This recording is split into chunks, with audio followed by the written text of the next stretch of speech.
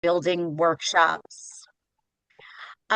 Today, we have the brilliant Jennifer Avers, who is talking about evaluation for impact, building power with data, which is so important for funding purposes and also for measuring the value of your own programming. So we're so thrilled to have her.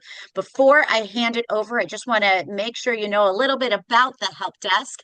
The Nonprofit Help Desk is a program of the JCC of Greater Coney Island. We are funded by generous allocations from New York City Council members, and we have a number of different programs that are available to New York City nonprofit organizations.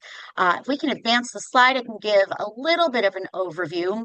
So, we are truly a help desk. And so we want you to think of us like your Geek Squad. If you have a finite, discrete, manageable question for your organization that you need a little bit of help with in any of the areas that you are seeing here, and often areas in between, we want to hear from you. If you go to nphd.org, you will see a form that you can fill out. Now, if sometimes you write to us and you say, I just need help with fundraising, often we're going to send you back to some of our archive videos so that you are able to gain a common language with us so that you can learn some of the basics rather than being paired with one of our experts, just because we want to make sure that we are using our funding for this program as wisely as possible. But once you have your specific questions, we are happy to pair you with an expert in any of these areas. So please do let us know specifically what your questions are, where you're struggling, where we can help, and we would love to hear from you. And as you'll see on this slide, we also provide workshops just like this and a series of workshops focused specifically on New York City discretionary funding. Now, this list of workshops is intentionally dated because we also have an archive of every one of our workshops that we have ever presented. If you go to nphd.org, you will see our current schedule of upcoming workshops for the rest of this season. We have several that are going to be announced within the next week or two focused on discretionary funding topics. So definitely check those out as well. But we have several coming up, and we would love to have you join us for those and also check out our archive. Now, without any further ado, I hand it over to Jennifer Avers, the brilliant Jennifer Avers, who is going to talk to you, introduce herself, and talk to you about data and evaluation. Jen, Thank, take it away. thank you so much, Amy. Thank you so much. And thank you, Nonprofit Help Desk. What an incredible resource for our nonprofit community. Really happy to be with you all today. So throughout my career, I've had one foot in the funder grant maker world and the other foot in the nonprofit grantee world. And where those worlds intersect, I've seen how evaluation can be a helpful tool and bridge. And so today, I'd like for us to consider how to size and scope evaluation activities that are worthwhile. First and foremost, to those on the ground doing the work, our nonprofits, as well as in service to those funders who invest in, support, and advocate for those on the ground. We're going to walk through a series of steps for sound evaluation planning, and I hope that you received my handout upon registration. If not, Amy's going to help me out and put a link to that resource in the chat so that you may reference it. It's not necessary for you to do so today, but I'm hopeful it may be helpful as you reflect on your evaluation priorities and can use that to walk through the session today if you would like. I will close with a Q&A as we consider how to build power through sound evaluation, and only because I have lots of content to cover. Thank you for your patience. If you do have questions, please keep track of those. Put those in the chat. Amy is going to be helpful, but I'd like for us to kind of save those to the end, just so that we get through everything, and then we can reflect together after the full presentation. Okay. So when I use the word power, what I mean is using evaluation to help nonprofits adapt to challenges and seize opportunities. To use evaluation to demonstrate the quality and impact of nonprofit work in ways that engage all your various audiences, evaluation that connects staff and improves cross-departmental functions. And perhaps most promising, when a nonprofit has a strong evaluation plan in place, this allows an organization to initiate more and direct more rather than react or, on demand respond to external information requests. So, for example, rather than creating multiple reports for multiple funders, knowing what data matters to you and having a plan in place to collect that information on your terms, it opens up conversations with funders in more healthy ways and positions nonprofits and nonprofit communities to be the authors of their stories. So before we dig in, I want to share with you what I learned from the pre-webinar survey. And thanks to those of you who completed it. I think it's always nice, to get a sense of how those on the Zoom are entering the space.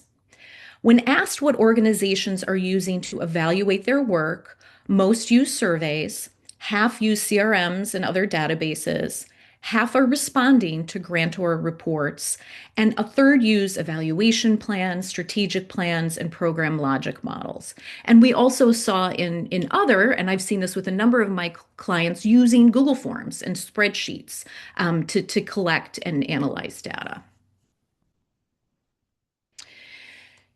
In terms of the people managing evaluation, most organizations rely on program staff, followed by development and grant staff. And one respondent calls on an evaluation consultant. For 3 respondents, there is no ongoing evaluation taking place at this time. And while we have a small sample here, these responses are very consistent with what I see in our sector in terms of who's doing what regarding evaluation. And when asked what sorts of evaluation questions are important to you all right now, you shared some really great questions that illustrate a range of nonprofit information needs, from questions about program quality and utilization rates, to tracking housing status over time, to program impact questions and the best ways to share data with different audiences. And when I asked what you were looking to get from today's session, you also shared a range of really thoughtful objectives. And while we won't be able to cover all of those things that are top of mind for you, I do feel confident that what I've highlighted here will speak to, from ideas and guidance, building your skill set, and reflecting on what external stakeholders want from nonprofits, and how you can deliver that as seamlessly as possible, right? We want you focused on your mission. And so how evaluation really becomes a powerful tool for you to do that and communicate that well. So first and foremost, in order to determine the size and scope of your evaluation activities, it's critical to get grounded.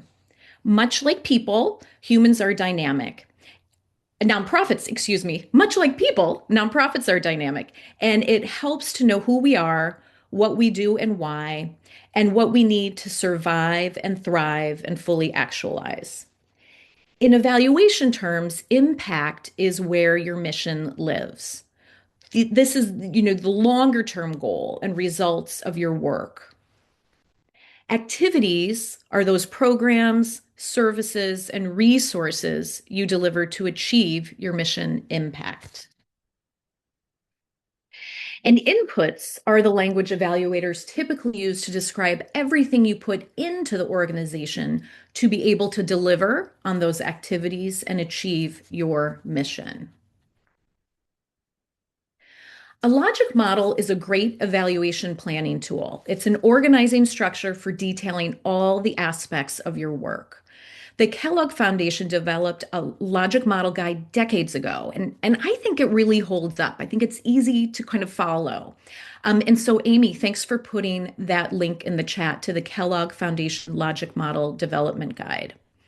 And these are helpful definitions of the components you'll want to document so that you can understand what you want to evaluate and how.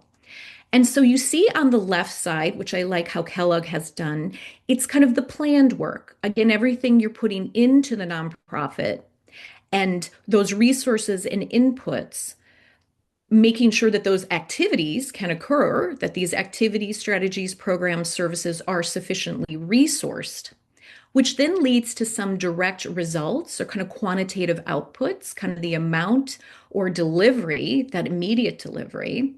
And from there, because of that delivery, the outcomes, those intended results, which you see further in 4 and 5, those shorter midterm to longer term changes in terms of outcomes and contributing or catalyzing your nonprofit impact.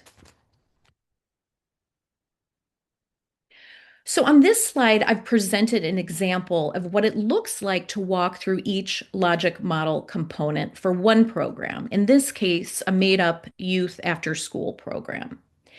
In your handout, you can start to fill in these areas for a particular activity or program within your nonprofit and begin to kind of connect inputs to activities, to outputs, to outcomes. But wanted to share this so that you had kind of a sense of how that logic model format translates to the work that you do and the sorts of information that are considered in each of these components. So let's take a look first at that activities column. The after school program offers homework, assistance, social activities, arts and fitness activities, and healthy snacks Monday through Friday from 2 to 6 p.m.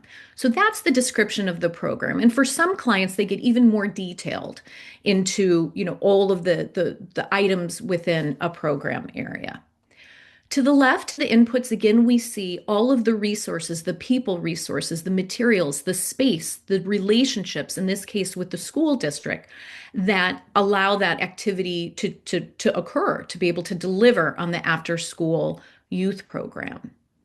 And outputs, those sorts of things we can count or know to describe the volume of the work, what's being delivered immediately. We can look at the number of students enrolled, attendance records, hours of homework support, in terms of one-to-one, perhaps with staff, different from hours of group instruction, hours of physical activity, perhaps rates of homework completion. And also, we can get detailed about the amount and type of social interaction or social emotional learning competency building. What's the count or nature of those activities that are occurring within the after school youth program? And when we move to outcomes, these are the changes that occur for program beneficiaries, the shifts in interest, awareness, motivation, behavior. And in this case, as an example, what this program team might look to understand through evaluation with an outcomes-oriented question would be, are students, do they have more access to academic resources, to physical activity, to social services? Are they more interested and motivated academically, in terms of healthy behaviors?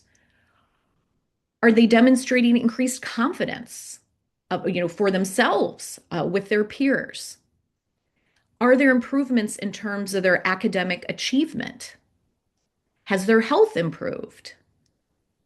Do we see progress, development in terms of social emotional learning competencies? Things like demonstrating greater self-awareness, self-management, social awareness, ability to connect with others, decision making. So these are the sorts of things we might want to examine if we were to look at outcomes for a program.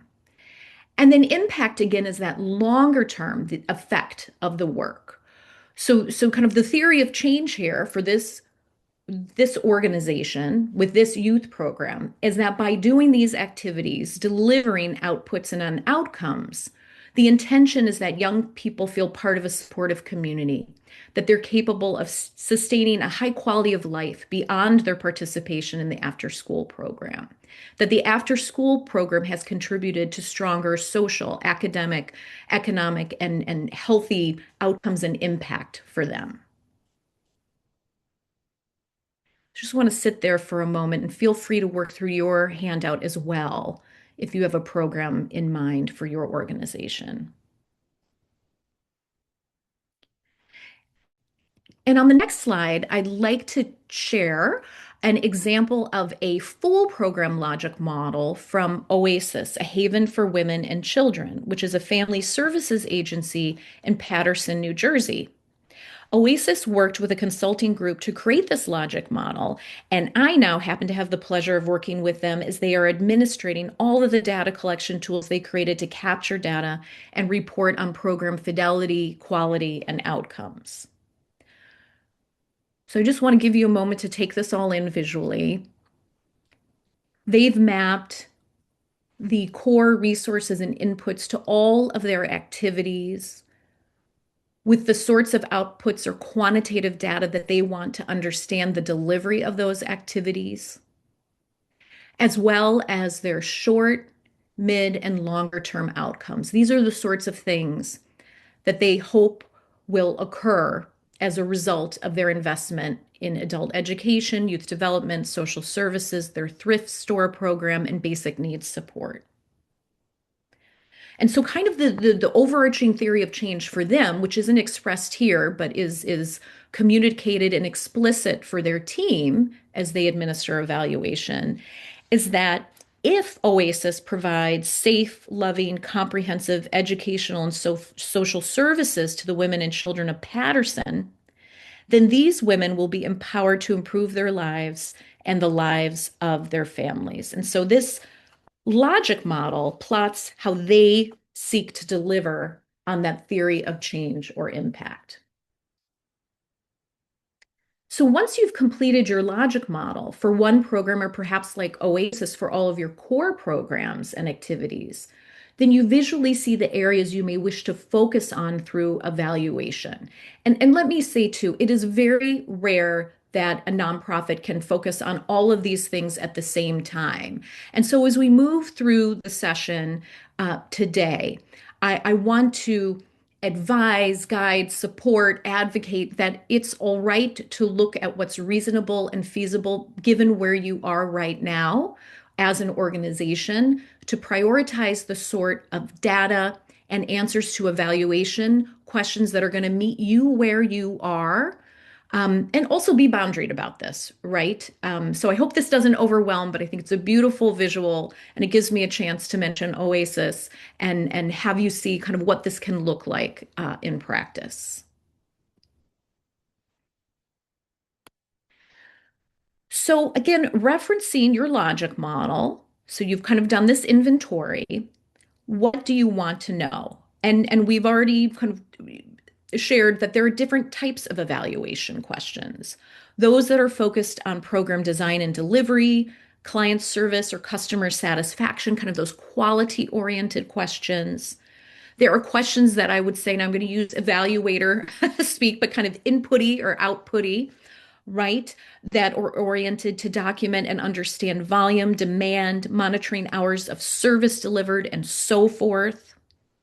And there are outcomes oriented questions, wanting to understand the benefit of programs beyond initial service delivery, the sorts of changes and benefits that accrue over time. And one of the questions that a participant shared in that pre-webinar summary is survey, excuse me, was what funders are looking for. And this is typically what we see from our major funders, that they want to understand outcomes. Okay. So these other areas are critical to know in terms of program fidelity, really checking in with your staff, ensuring that what you've planned to deliver is being delivered well. Process things, team building things are very important. And the outcomes piece are typically where we find funders asking about what's the return on my investment, if as it were, right? Is it helping that I've invested in a youth program, perhaps? Are we seeing that young people have developed their academic and social emotional learning capacities?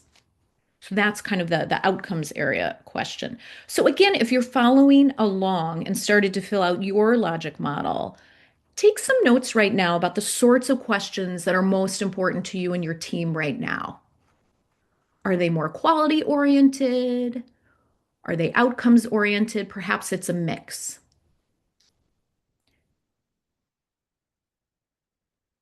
Great. Okay. So your logic model is in place. You've started to identify your key questions. And you'll also want to think about who is interested in this data and the answers to these questions. Who are the individuals that you may want to include in the evaluative process and those that you want to share your learning with, right? So here are kind of those typical categories of stakeholders, also informants, folks that can speak to or share their voice as part of your evaluation so that you can answer those questions. Your internal stakeholders, staff, your board members, volunteers, your external stakeholders, again, funders, your constituents, your clients. What do you want to share with them? Share back with them so that they see that you are in a place of continuous improvement. Community members, about you, how you show up in your community. What might you want to share with them to communicate, broadcast, and build awareness about your work? Your community partners, those that perhaps you refer to, or perhaps you're, you know, collaboratively delivering programs. What will we want to know from them about the work with your organization? And how can they be involved to share that input? And then I think another opportunity, it can be a reach area, is this group of folks in this other category, right? To the degree that we have the capacity to do so, how can we share the power of your work with elected officials who might help to share your message, with issue or community-based coalitions, through professional associations, perhaps with or in support of local academic institutions who may have additional resources to amplify what you've learned about the quality and results of your work. So again, in right-sizing your evaluation, who would you like ideally to be involved? And with whom would you like to share your learning, right? Your findings from that evaluation investment. With all the important grounding and prep work you've done, you can then move into creating a detailed evaluation plan where you link your evaluation questions to specific data points, methods, and resources. And I recommend, as you're able to do so, to bring in those who are closest to the questions that you want answered, right? The program folks delivering the services, as well as client input and feedback. And this helps us check our bias and assumptions and drill down to those most important data points to understand our work and our impact. And in my handout, I have some questions. I believe it's on the second page of, also considering the ethical questions as you plan to administer an evaluation plan, right? There are things we want to be mindful of if we want to capture information from children or for individuals in crisis, right? HIPAA, all these sorts of things, we'll want to consider. Okay. And this again is something that where evaluation consultants can help in plotting out that plan and thinking through kind of implications. So on this slide, I'm going to go back to that fictitious after-school youth program as an example. And you'll see how we've moved from a logic model and evaluation questions to a table that has some different columns now and areas that we want to understand. So you'll see that the column headers include the evaluation question, which in this case is outcomes oriented. How and in what ways does the after-school youth program improve students' social, emotional learning competencies? Okay. And in order to understand whether or not there has been improvement, we imagine that the program team, perhaps with support from an evaluator, has identified what you see under indicators, the sorts of evidence, the KPIs, if you will, and funders use this KPI, key performance indicators language as well, around how we would know that there has been improvement, that there's been development of social emotional learning competencies. Can students identify their emotions? And we imagine that this team has said, we feel confident. We kind of hypothesize that if we're delivering our very best after school youth program, at least 80% of students, by the end of the program year, can identify their emotions. Maybe they're expressing themselves and their emotions more easily and clearly than when they entered the program. That at least 60% have increased self-confidence. That there's increased impulse control. That teachers perhaps observe that we've got less incidents of behavioral challenges, right? Because through the program, we've supported these young people in managing disruptive impulses or negative behaviors, right? That 70% are capable of setting goals, that 70% demonstrate or show greater empathy or have awareness around that empathy, right? So these can be more finely tuned based on your program. And again, what you think is realistic for you to capture. But these are some examples of the sorts of indicators you might want to track to answer that evaluation question. And under potential methods, I'm not suggesting that you would have to do all of these methods in this way, but this gives you an idea of the sorts of data collection methods that could be used to capture the sorts of indicators to understand the degree to which our evaluation question can be answered. So things like teacher observations, or it could be an evaluator that comes in to observe the sessions, an observational rubric where we might be able to see, teachers might be able to see students are expressing themselves in strong and clear ways. They have the language of emotions now because of what we've delivered through the program. We see certain children perhaps demonstrating increased confidence and self-management. That is something that could be tracked through an evaluation method like teacher observations.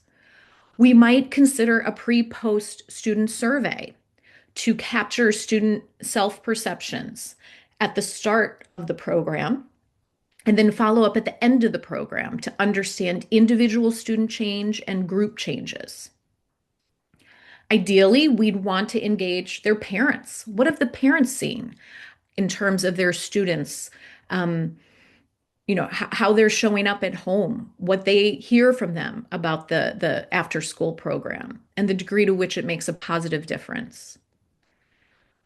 Could we interview the students? What would that look like? Or perhaps have a student focus group, depending on the dynamic of the students, to capture their feedback and their sense of self. We might even consider a student self-study, something artistic, perhaps asking students to, create a collage or of themselves or a picture of themselves and speak to the evaluator or the program staff about how they see themselves for us to get a sense of the degree to which these indicators are showing up. And of course, thinking about resources required. The youth program staff, we're going to want the program staff optimally involved, program participants, program parents. As resources allow, can you hire an evaluator to work with program staff to develop these methods or determine the right method? Maybe you pilot pre-post surveys for your first year of evaluation. The time that it's going to take to deliver these data collection tools, right? Resources for capturing and storing data, analyzing the data, reporting on findings, and thinking about things like how do we get our staff excited about adding some evaluative responsibilities to the workload? How can we incentivize them? How might we incentivize the students to share some feedback, the parents to share some feedback? And what else might we need to consider in terms of these methods? So things like if we're serving non-native English speakers, do these tools, should they be, ideally be multilingual tools? Do we want to sit again with what do funders want to know and how can we align what they want to know with what we want to know, right? How can we leverage these opportunities to make reporting easier, less cumbersome, getting us what we need internally as well as reporting out to some of our external folks who have requests of information from us? How will we share our findings? So I hope this gives you a sense of what that can look like. And your columns may be different or have additional headers, such as timing, or a column that might align your evaluation question and data to objectives that may be in your strategic plan or program accreditation process. Some nonprofits, of course, go through accreditation where there might be certain data points that are needed to capture. And it's always kind of helpful to track it, almost an evaluation blueprint, if you will. Um, and again, we said, funders, what do they want to know? How can we line that up? And ultimately, you want to create an evaluation plan or blueprint that's going to work for you. Great. So you have your plan sketched out, and now you want to implement it. So again, we've spoken to this a bit, but for the data collection methods, you want to consider who's going to create those tools. And this again is where evaluation consultants can be helpful as they're trained in methodology and often some nonprofit program areas. And also program staff that are close to the work and those who may have some familiarity with evaluation. Or development staff, if they've come into the organization with some of these skills and are accustomed to the sorts of information requests that are asked of them. And do you want to do a pilot over a period of time to see if these are the right tools to help get you to the questions you'd like answered? And this can be a big one, where and how will the data be entered? Do you have the resources to house the data, and analyze the data and report on the findings? Really thinking it through. This is very helpful as you think about administering evaluation. That's going to be the right size for you. So, my vision is for evaluation that is a powerful tool that helps you understand and communicate the quality and results of your work. That you know what evaluation questions are important to you and why, and that you have identified what resources are needed to answer those questions. Ideally, evaluation is designed and administered collaboratively and inclusively across the organization. We want evaluation that builds relationships, not damages collegial relationships, a space where you can easily find the data you need, and that what you learn and share through evaluation inspires, informs, and brings greater awareness and support to your work. And I've seen that when my nonprofit clients have a solid evaluation plan in place, they are equipped to ask funders for what they need to measure and report on impact. So things like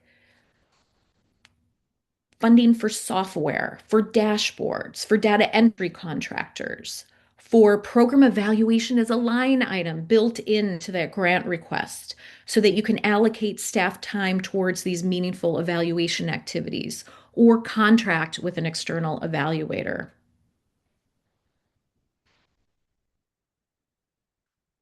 Thank you for following along. I know that was a lot of content, but wanted to get us to the Q&A and hear from you, of course. And as we have time, would love to ask you some question as well, about what you think about these tools.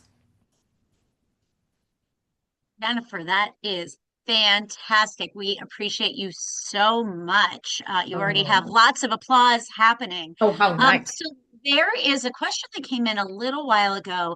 The question is, it's two parts, but I think you may want to sort of decipher what's being asked, or forgive me if I mispronounce Zanab, if we can ask you to come off of mute. The question is, what are the best ways to assess outcomes? I always consider impact very similar to outcome. Is that a semantics difference? I think it may be semantics. And I think, again, my recommendation would be to really sit with your team to parse it out for yourselves. What are those kind of immediate delivery mechanisms? What do we hope to see in terms of change for our beneficiaries over time?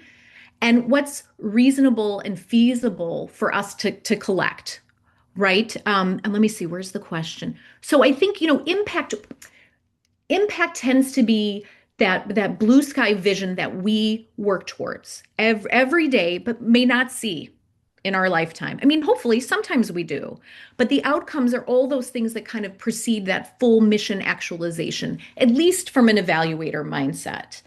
Um, and with outcomes, again, you can collect those in a number of ways. Of course, from a social science perspective, if we can kind of get a sense of how individuals maybe entered your organization initially to where they end up, a longer term study is wonderful. That also requires more resources.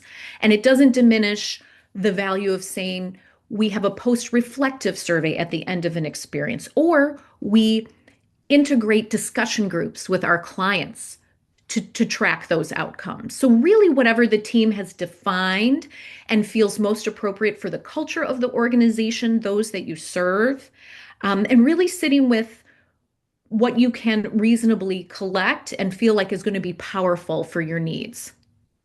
I remember when I just got started in development and in management roles that I was surprised. We talk so much about evaluation, but I was surprised to find that funders often don't dictate what should be measured. They do look to the organization to determine that. And that was sort of shocking for me because I kept on feeling like we were trying to break some code that was, too hard to decipher. But the truth is, what funders seem to want to know is, are you measuring it all? What do you think is valuable to measure? And therefore, how are you doing it? Is that a fair assessment? That's fair. I'd say that that is prevalent in our sector. I have certainly worked with funders that are very prescriptive. And so my notes today, you can probably see how I'm coming at this, is the more that you as a nonprofit have, to your point, Amy, really determined what's important for you to measure and why. You have that power to be in conversation with funders to say, well, this is what we're collecting for this reason. And if you, wonderful foundation who wants to know more about our big mission impact, what we're going to need to capture that are these sorts of resources. But in the meantime, we can share with you our annual report, which highlights our outcomes for a year-long program, perhaps with youth, those sorts of things. So the more that we can be in conversation with our donors and funders, I think the better, and create healthy boundaries and also learn together so that they can help amplify the work, beyond the nonprofit. Mhm. All right, you have a bunch of questions coming in. In terms of outcomes, Yeah. how long is short term, middle term, and long term in terms of months and years? So again, I think that's up to you to decide based on your programs. What we know from best practices, from the field, from your lived experience as program doers, what do we anticipate and know is likely to happen over a certain time frame? So short-term outcomes, I mean, listen, some consultants will be a bit more prescriptive about what that looks like. I'm not one of them. I think you should be in conversation, and as much as possible, as resources and time allow, check in with your constituents, with your clients to get a sense, perhaps one that's maybe been with you for a period of time. Maybe you've seen some really wonderful, anecdotal evidence of a real powerful story there, to really tap that experience to get a sense of what are, again, reasonable kind of durations for if we want to know short, mid, or longer term. Next question. What are your thoughts on a pilot program that uses a very small sample size, such as 5 participants? Are there any studies or best practices that speak Hmm. to the reliability or usefulness of findings from such small groups? I love that question. I love pilots. I think you can only learn from a pilot. in terms of recent research studies around the validity or generalization of a pilot, I'd have to get back to you. Feel free to email me at Jennifer at jenniferavers.com. I'm happy to think about that a bit more. But with a lot of my clients, I would say they use the pilot really to test those data collection tools and also the relationship across staff members. So sometimes we have really lofty aspirations as we dig into evaluation, and it can be too much. And we learn from a pilot, all right, you know what? We're going to move away from a pre-post test and maybe ask three essential questions quarterly of our program participants. So a pilot really helps us, again, right size the evaluation and informs whatever a more consistent or perhaps annual evaluation plan might look like. So I'm fully in support of pilots in terms of current research and in terms of the question about the degree to which we can generalize from a small sample. I'd want to think about that a little more. Fair enough. All right. Do you think it makes sense to create logic models for each program that you have to ensure that you are hitting all of your program goals? And for clarity, instead of just having one logical model for your whole organization. For example, if we have an after-school program, but also a youth leadership, youth job training program, these have different target audiences and different program goals. So should you have a separate logic model for each, I think is the I question. think, Nija, hi, Nija. Um, Great question. Whatever's going to work for you.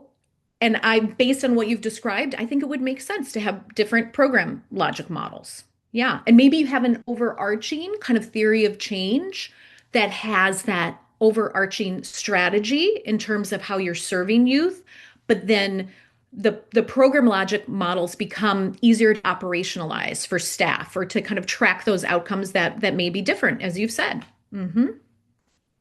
Chris, I emailed it in the chat, but for everyone else, the presentation will be available in the past workshop section of Nonprofit Help, nphd.org. We know that that page is a little bit on the messy side. Sometimes you need to scroll for it, but we will also, for everyone who registered for this workshop, we will email it to you. And sometimes we do really recommend going back to that workshop section for the archives, but you do sometimes have to dig through it. All right, another question. An easy one, Jen, can you provide your email again? I'll have you put that in the chat. And while you're doing that, the question is in regards to the indicators, how do we determine the X percentage? For example, 80% can identify their emotions, 60% have increased self-confidence. How do you do the calculation? It's such a great question. So, this is where ideally, when we're determining these indicators, we look at best practice, which is going to be different based on the work that you do within your organization and based on what we know from those who are delivering the programs. So, oftentimes we have educators working, for example, let me think, we're looking at, let's say, a language acquisition, an ESL program.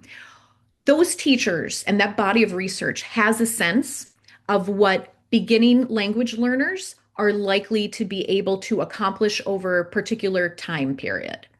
And there are assessments that exist, for example, with ESL, that give us a sense of what kind of baseline would be and where you would hope to get to for, say, a level one language course. So that's just an example. But really, those indicators, I think what's most important is to first determine what the general indicator is, what sorts of things you want to know.